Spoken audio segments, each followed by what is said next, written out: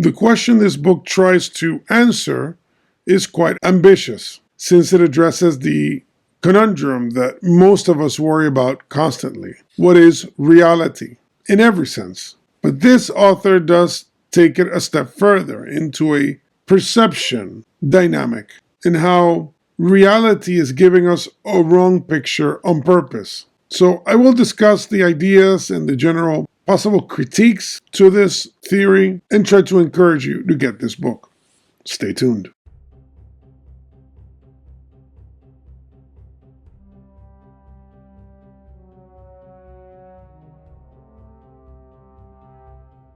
Welcome to biblioCultist, where I review books that I find interesting in the topics of religion, philosophy, history, and fiction. Please remember to subscribe to the channel, click the bell for notifications, like the video, share the video, comment on the video. Doing these things really helps out. I appreciate those that already do. I'll put my X account on the bottom and my Ko-Fi if you want to drop a tip. I really appreciate those things, and it helps the channel continue developing and growing. In this episode, I'm going over The Case Against Reality by Donald Hoffman. And this edition is from W.W. Norton and Company from 2019. Mine is a hardcover, but you can get a softcover too. Content is king. So this book is packed with a lot of theories, a lot of concepts, but there's a lot of ancillary topics there that are very interesting. So even if you don't like one aspect, you may like the other.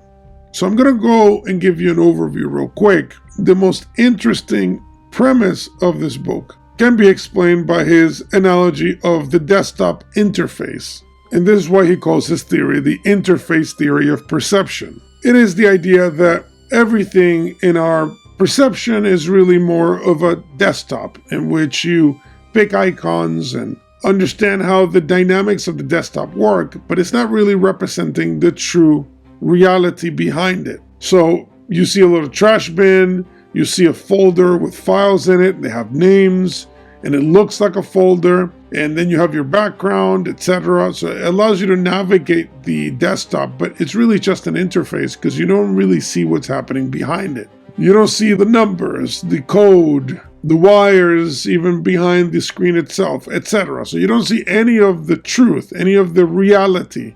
All you see is a functioning screen that allows you to believe that you took a folder, opened it, took a file that looks like a piece of paper and dropped it in the trash, that looks like a trash can. And then you click erase, etc. So that's how reality itself would work. So when you see a microphone or a notebook or a book, you're not really seeing the actual thing. You're just seeing an icon in a desktop that allows you to perceive and function in reality without actually seeing reality. So that is the core concept in this book, and that's what makes the book amazingly interesting. Now, of course, I've heard of this concept before, and it's called Maya in Sanatana Dharma, what people call Hinduism. Because in that conception, reality itself is kind of like a desktop interface.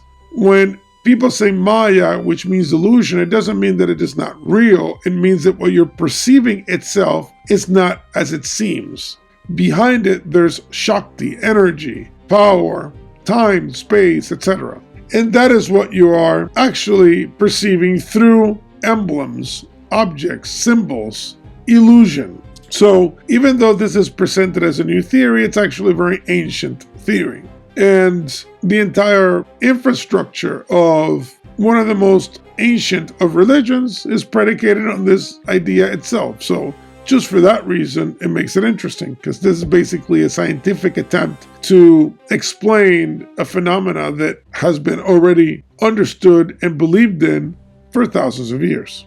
Another aspect of the book that I found important is that Hoffman clearly states that there isn't any clear evidence that consciousness is a byproduct of the brain per se, as a mechanism. And this is important because if you talk to most scientists in that field, they will speculate that consciousness is maybe an effect of chemicals in the brain and other functionalities that engender the sense of consciousness, a feel of consciousness, but that it is really just physical, material. But this author is very clear in stating that that could be a good theory, but it hasn't been proven. And therefore, consciousness remains a mystery in the scientific field. Now, for this particular theory and concept, the author doesn't appeal to religion, obviously. He doesn't appeal to ancient texts. He's appealing to a particular presupposition. And in his case, it would be Darwinian evolution.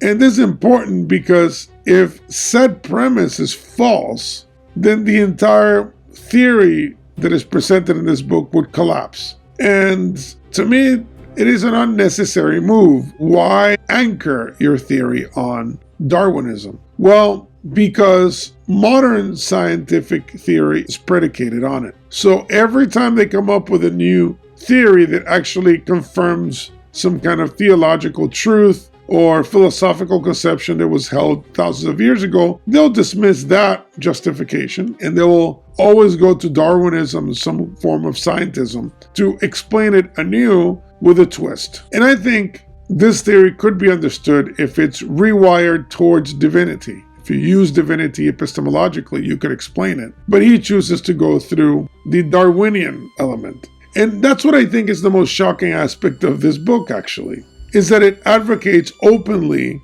for a new religion that he calls Universal Darwinism. It purports to have all the answers to our questions and even claims that if it doesn't give us the answer, it gives us the tools to somehow manage the answer to a question or allow us to discover said answer.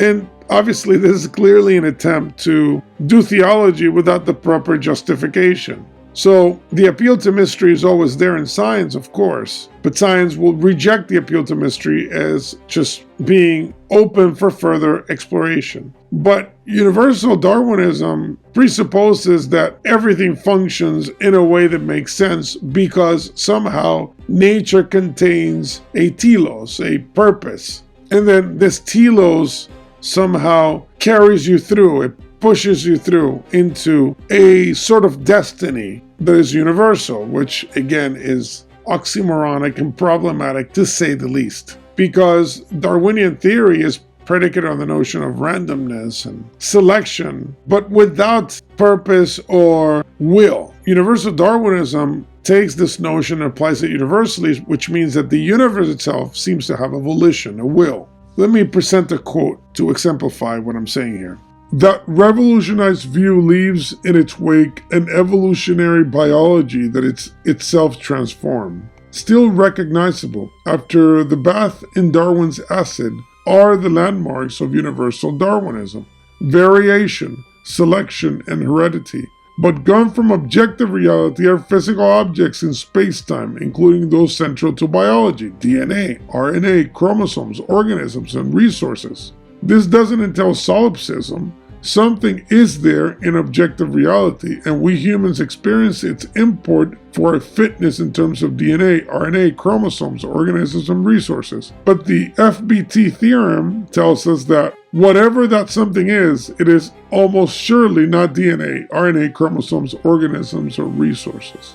And to me, there's a lot of absurdity there because you're trying to have your cake and eat it too. You're trying to argue that somehow there's this universal force that carries through not only a so-called reality that does exist, you just can't perceive it. It tricks us into seeing something else for the sake of our own survival, which would imply, again, volition, and at the same time believe that there is something objective, which would imply something metaphysical. So it creates a very weird hybridization of these ideas to somehow justify his main theory. But let's go back to how perception works, because really what carries this book is his main theory, the ITP. Quote, "The standard reply by neuroscientists is that the brain is constructing in real time our perceptions of objects such as apples and waterfalls. It constructs them because the eye itself does not see apples and waterfalls. Instead, it has about 130 million photoreceptors,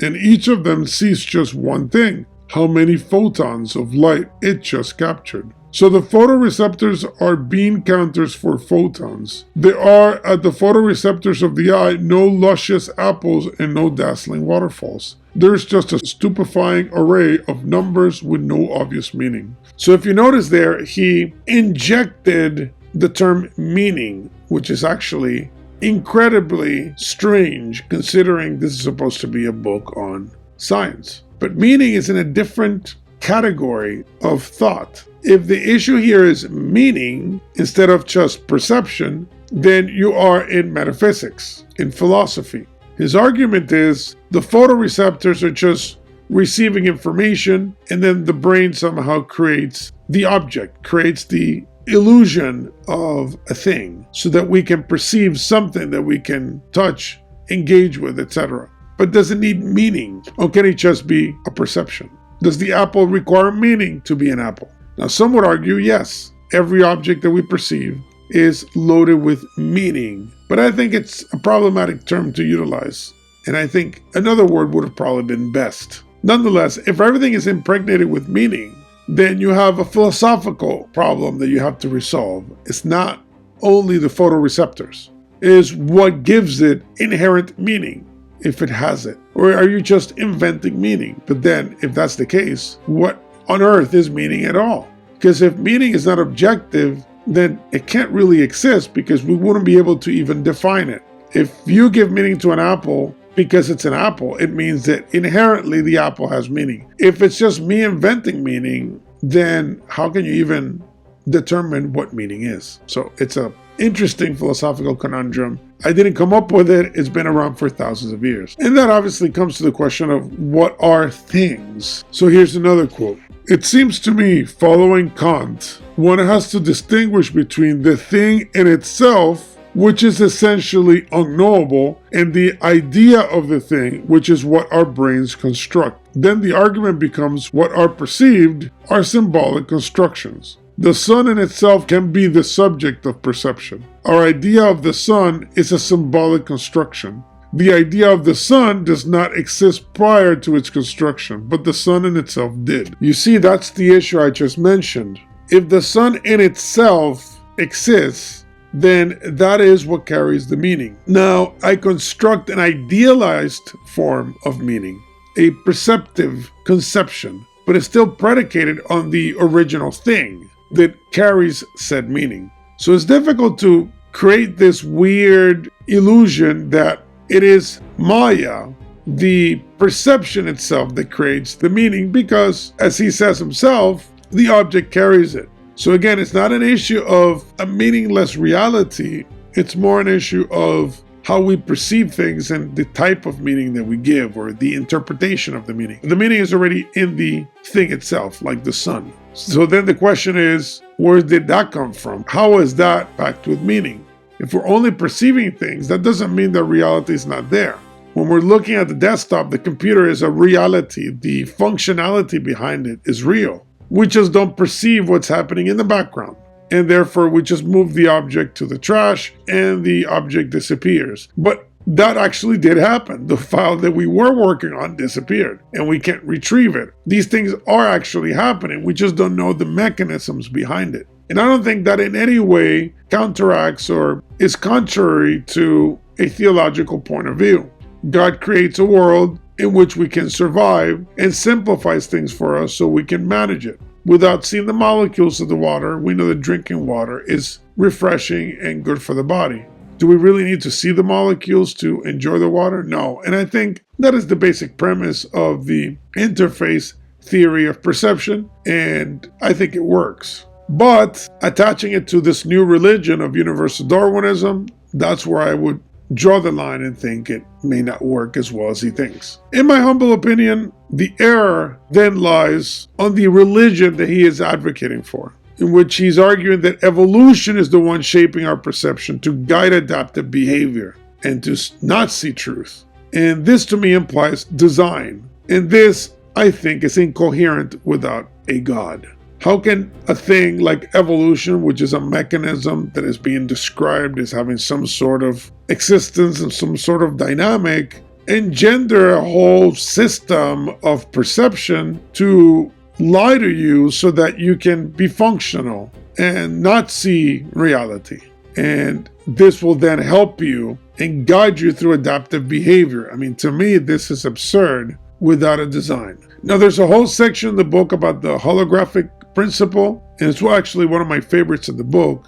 and because it details all the recent research on this. The notion of erasure, how our brains erase information but still can perceive most of it, and then fill in the blanks. Just the application of this to everyday life is amazing. So I would actually love to read books on that topic in itself. So if anyone knows of good titles that you would suggest on that holographic principle, drop it in the comments. Another quote that I think is a fascinating paradox, although I'm not sure the author sees it that way, would be the following. Quote, "I love the sun and don't want to part with my neurons, but I don't believe the sun existed before there were creatures to perceive it, or that my neurons exist if unperceived. Stars and neurons are just icons in the spacetime desktop of my perceptual interface." So fascinating quote, although I think it's weirdly presented because remember, he did say before that the sun actually does exist, but that my icon of it is the thing that is in question, how I perceive the sun, but it doesn't mean the sun is not there. But then he states that the sun didn't exist until there were creatures to perceive it, which would imply it is actually all dependent on perception. So the sun doesn't exist unless there are creatures to perceive it. And I've seen this discussed in quantum theory as well. But the issue is, then our perception the reality, which means that if we don't perceive it, then it is not reality? Or is it that it is an interface? And if it's an interface, then we're not perceiving reality anyway, which I thought was the basis of his theory. But that doesn't change the objective truth behind my perception. So the ones and the zeros in the computer, they kind of line up everything for me. Are those unreal? They're false? They're inventions of my mind? But if they are, how can they engender a desktop experience for me? Because neither of these would be true, right? The underlying basis of my perception would be false as well. So I think it creates a lot of weird conundrums. And I think if he takes it that way, I think it actually collapses his entire theory also. Anyhow, what I do appreciate about this book is the critique of physicalist answers of the nature of consciousness. That to me is valuable. He's laying down a very clear argument that trying to explain consciousness with chemicals and hormones and brain functions is problematic for consciousness because it seems to be outside of this. He's even arguing the DNA itself doesn't really exist because we're perceiving it, and that's part of our desktop experience, so therefore it doesn't really exist as you think it exists. Now, why would it be beneficial for us from an evolutionary point of view to see the molecules of DNA?